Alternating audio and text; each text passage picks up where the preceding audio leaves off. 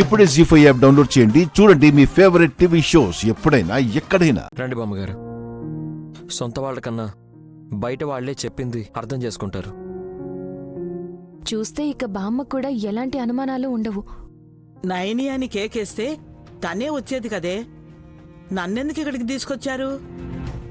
కేకేసినా తను రాదు. ఏం పాపం, వినపడదా?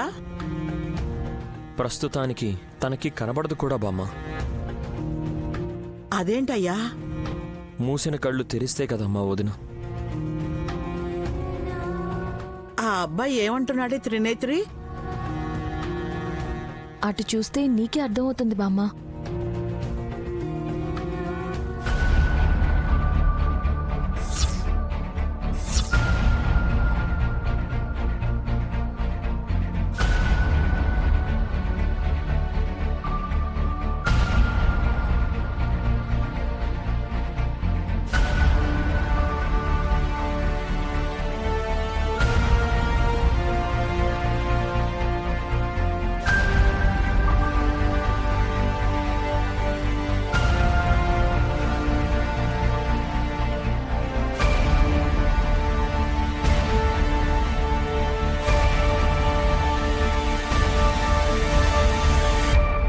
దేవీపురంలోనే యాక్సిడెంట్ అయింది.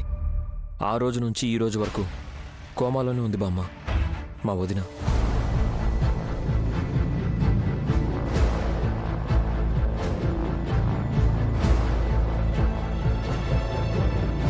అయ్యో, ఆ రోజు కారు ప్రమాదానికి గురయ్యింది నయనీనా? నా మనవరాలేమోనని నేను కుప్పకూలిపోయాను.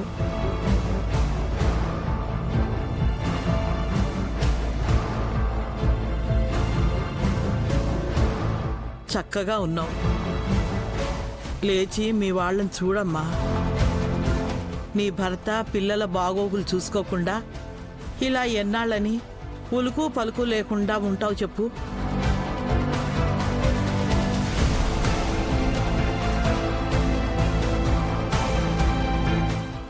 తన పరిస్థితి అలా ఉందని నేను నైనిలా నటిస్తున్నాను బామ్మ. నటిస్తున్నావా? అవును, బాబుగారికి భార్యలా ఇన్ని రోజులుగా ఇక్కడే ఉంటున్నాను. గాయత్రి గానవి పాపలకు అమ్మలా ఉంది మీ మనవరాలు. ఒకేలా ఉండడం వల్లనే నేను వీళ్ళకి సాయం చేయగలుగుతున్నాను బామ్మ. నైని వదిన ఇలా కోమాలో ఉందని మా విశాల్ బ్రోకి తెలిస్తే తట్టుకోలేడు. కానీ పెళ్లిగాని నా మనవరాలు పెళ్ళయ్యి 2 పిల్లల తల్లిగా నటించడం ఏంటి బాబు? తప్పనిసరి పరిస్థితుల్లో ఇలా చేయక తప్పట్లేదు బామ్మ. మీరు అర్థం చేసుకుంటే తప్ప ఇక్కడ కొన్ని జీవితాలు, ఇంకొన్ని ప్రాణాలు నిలబడవు.